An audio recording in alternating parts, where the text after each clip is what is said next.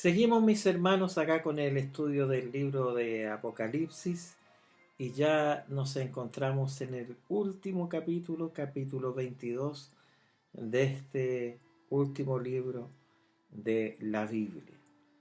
Y quiero llevarles también a lo que fue cuando iniciamos nuestro estudio con el capítulo número 1 de Génesis. Ahí nosotros vemos que la tierra estaba desordenada y estaba vacía. Pero el Espíritu Santo, el Espíritu de Dios, se movía sobre las aguas, se movía sobre la faz de la tierra para llevar adelante lo que iba a ser la obra grande del Señor en su creación.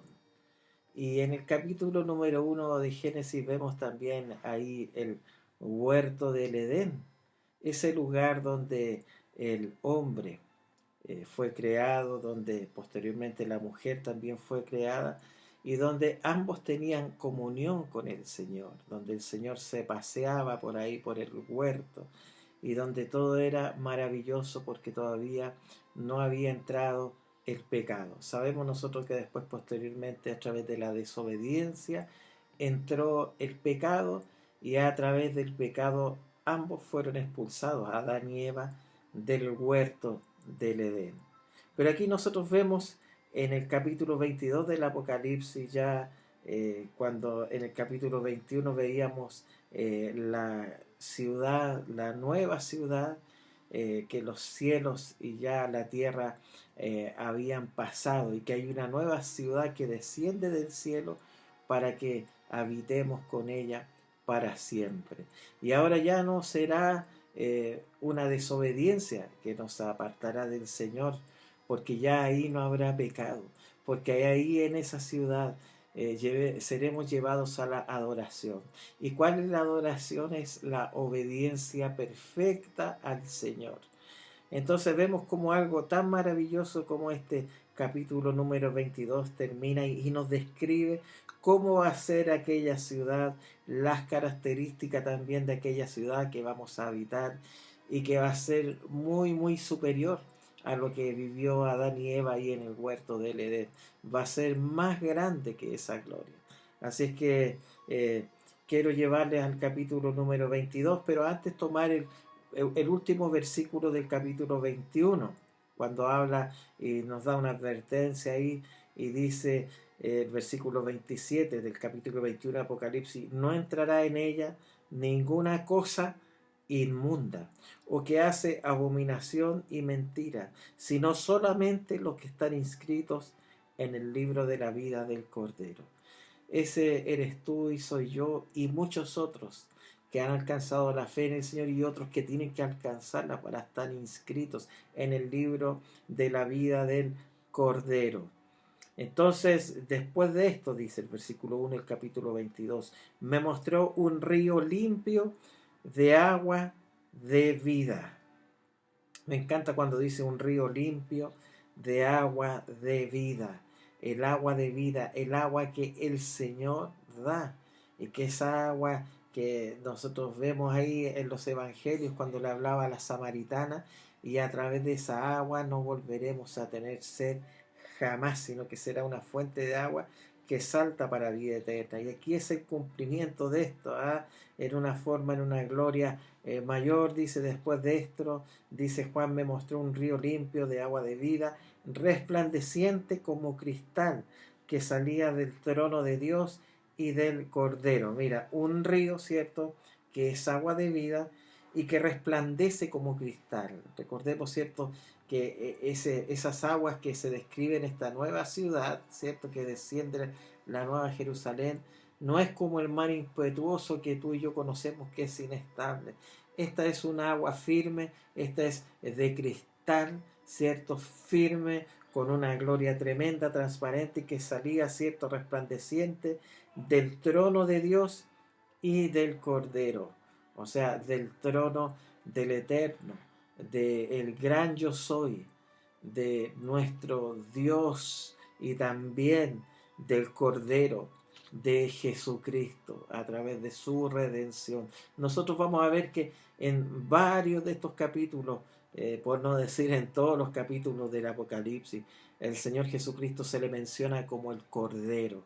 Y el Cordero es aquel que nos redimió con su sangre. Bueno, dice acá, versículo 2, en medio de la calle de la ciudad, dice, y a uno y al otro lado del río estaba el árbol de la vida. A ver si puedes usar tu imaginación, si puedes, que en medio, ¿cierto?, de la calle de la ciudad, ¿cierto? Estamos hablando de que primero veíamos entonces un río limpio de agua de vida, resplandeciente como el cristal, y que salía del trono de Dios. Y después Juan dice, en medio de la calle de la ciudad, y a uno y al otro lado del río estaba el árbol de la vida. Mira, que llama la atención esto. Y a uno y a otro lado del río estaba el árbol de la vida. No dice los árboles. Nosotros podríamos decir, bueno, está en este lado y también en este lado. Y al medio aquí hay un río. Pero, ¿sabes? Dice que estaba en ambos lados el árbol de la vida. Y es maravilloso entender esto porque esto va contra toda la lógica que nosotros tenemos y que nosotros también podemos pensar con nuestra mente. Algunos tal vez, si pudiéramos echar un poquito más nuestra imaginación, tal vez podemos entender que el árbol es tan frondoso, que es tan grande, que tal vez sus hojas, que tal vez sus ramas se extienden para ambos lados. De un lado se extiende para el otro, como del otro también podría extenderse para el otro. Recordemos lo que nos dice el Salmo número 1, cuando dice, será como árbol plantado junto a corriente de agua, ¿cierto? Y que su hoja no cae y todo lo que hace prosperará. Entonces, imagínate este árbol ahí, en ese río, en esa agua de vida, en ese resplandor del Señor, en medio de la calle, dice la ciudad. Entonces estaba el árbol de la vida. Y dice que produce 12 frutos, dando cada mes su fruto, y las hojas del árbol eran para sanidad de las naciones. Cuando nos habla aquí del número 12, nosotros podemos graficarlo a través de los 12 patriarcas, las 12 tribus, los 12 apóstoles también, pero aquí nos habla con respecto a lo que son los frutos. Y estos frutos también son 12, ¿cierto? Porque este árbol va a ir produciendo, ¿cierto? Y dice que su hoja, dice 12 frutos dando cada mes su fruto, y las hojas del árbol eran para la sanidad de las naciones. O sea, las hojas no caen, sino que las hojas están ahí en medio de todos los frutos que van produciendo, que van cambiando. Imagínate, mi hermano, si tú tuvieras un árbol en tu casa y ese árbol fuera tan espectacular que pudiera darte, no sé, en un mes te podría dar durazno, al otro mes te pudiera dar manzana, al otro mes te pudiera dar níspero, al otro mes te pudiera dar ciruela, al otro mes te pudiera dar caqui, al otro mes te pudiera dar higos, no sé, estoy nombrando una serie de frutas, ¿cierto? Pero es tan maravilloso porque dice que en los frutos, ¿cierto? Que también vamos a poder disfrutar, yo me imagino esos sabores, mis hermanos, tan ricos que tal vez nunca hemos probado y que están dispuestos ahí para un día poder disfrutar, y las hojas del árbol eran para la sanidad de las naciones. Ahora, hay que entender bien esta parte cuando dice las hojas del árbol eran para sanidad de las naciones, porque en ese lugar no va a haber enfermedad. Entonces usted me dice, pero pastor, entonces ¿cómo? Si usted dice que no va a haber enfermedad, ¿para qué sanidad? ¿Sabes lo que significa la sanidad? También significa salud. Significa más salud, significa más plenitud, ¿ya? No tan solamente la sanidad se refiere al tema de la enfermedad, ¿ya?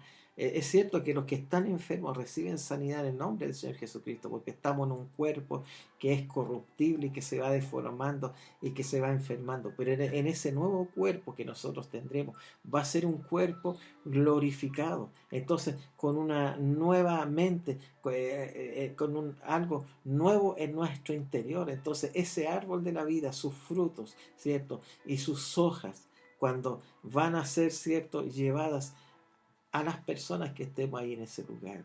Y esas hojas claramente serán para mayor salud, para tener salud permanentemente. Recuerden que es un árbol que va produciendo, que su hoja no cae, que es algo que está en el río de Dios, por lo tanto es un árbol que produce, que su hoja no cae, que no se marchita, nunca se va a marchitar. Ese árbol es eternamente fructífero, ese árbol es eternamente grande, ese árbol es eternamente que está con sus raíces profundas. Y sabe, amados hermanos, de esas hojas también nosotros nos vamos a nutrir para cada día tener más salud, para cada vez que vayamos, ¿cierto? Vamos a tener más y más salud y vamos a tener un cuerpo glorificado. Qué grande es esto, mis queridos hermanos, ¿ah? Para sanidad de las naciones. De todas las naciones vamos a estar ahí, de los que hemos creído en el Señor, y no habrá más maldición.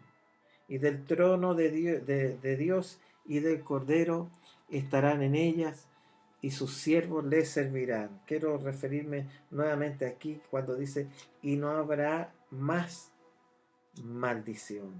La maldición viene producto de la desobediencia, ¿cierto? Pero ahora nosotros vemos que hay una adoración que nos lleva a la perfecta obediencia. Entonces dice que no habrá más maldición.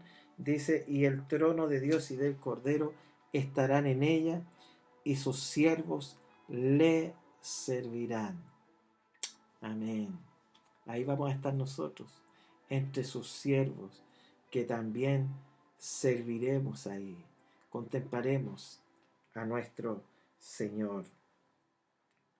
Bueno, sigamos leyendo. Dice versículo 4, y verán su rostro, y su nombre estará en sus frentes.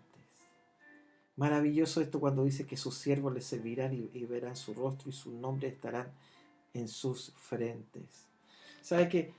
Aquí hay algo que tenemos que entender también. Recuerdan ustedes que los mandamientos en un principio estuvieron escritos en tablas. ¿Se recuerdan ustedes que esas tablas después Moisés en un momento de ira las rompió, pero después tuvo que él escribirlas y escribir los mandamientos del Señor, los 10 mandamientos, ahí en las tablas?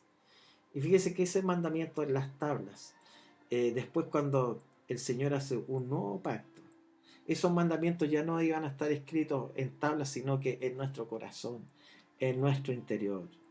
Y aunque nosotros, mis queridos hermanos, ninguno de nosotros, de hecho ninguna persona, salvo el Señor Jesucristo, que Él cumplió toda la Torá, que Él cumplió todas las leyes, porque Él fue santo y fue justo, sin pecado.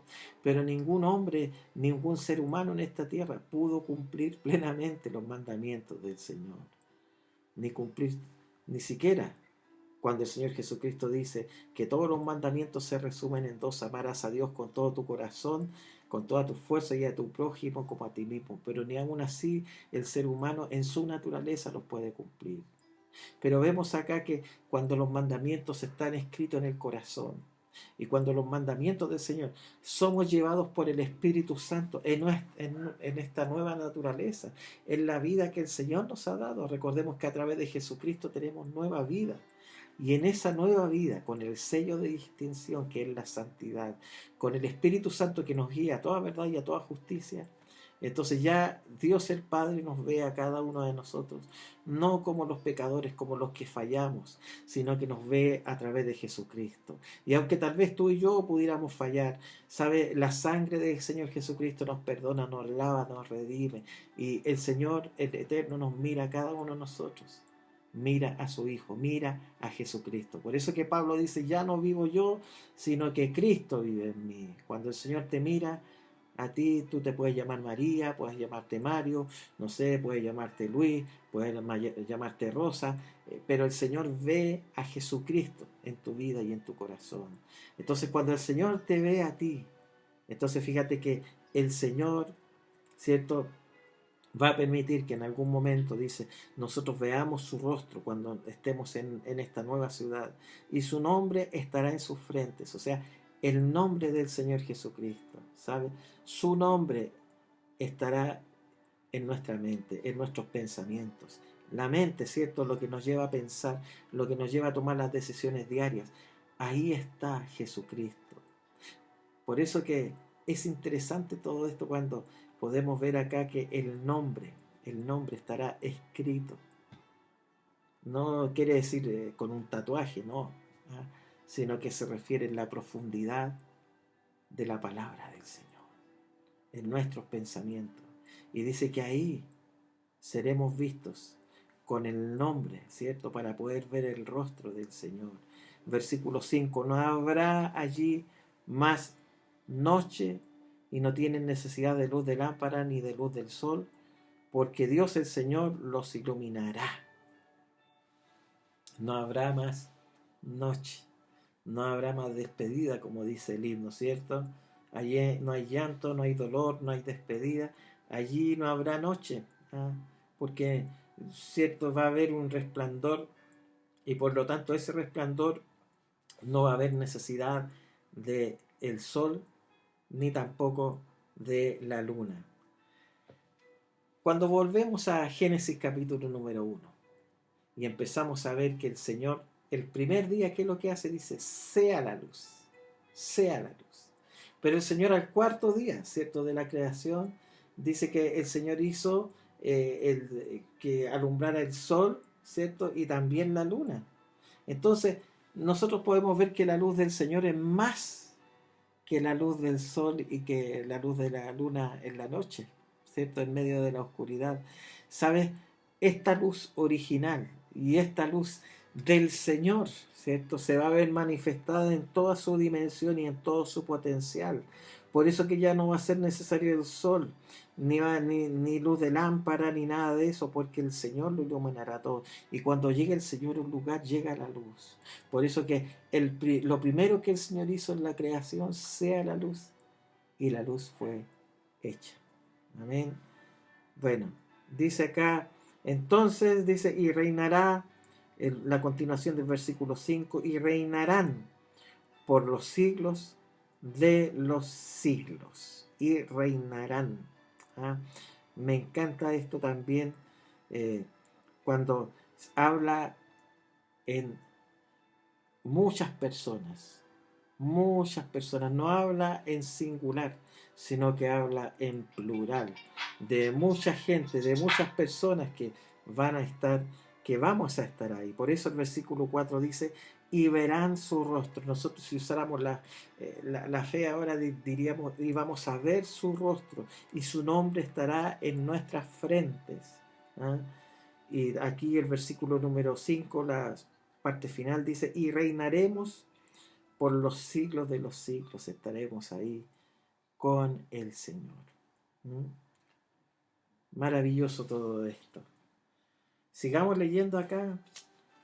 Y Juan dice acá, y me dijo, estas palabras son fieles y verdaderas.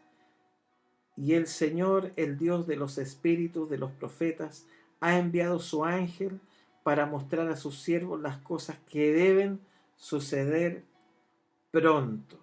He aquí, vengo pronto. Bienaventurados los que guardan las palabras de la profecía de este libro.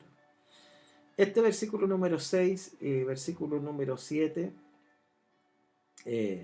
aquí Juan expresa cuando dice que las palabras, porque él estaba viendo todo, pero de pronto dice que la voz, ¿cierto?, le habla y le dice, estas palabras son fieles y verdaderas. Y el Señor, el Dios de los espíritus de los profetas, cuando habla de los espíritus de los profetas, de todo lo que había sido anunciado, de todo lo que se había descrito a través de los 66 libros que nosotros tenemos en la palabra del Señor, y a través de diferentes también ministerios proféticos que también han dado palabra del Señor a través de los días en nuestras vidas. Sí, por supuesto, esa profecía genuina y verdadera, llevándonos a Jesucristo, ¿cierto? Entonces dice, y aquí a través de el Dios de los espíritus de los profetas ha enviado su ángel para mostrar a sus siervos las cosas que deben suceder pronto.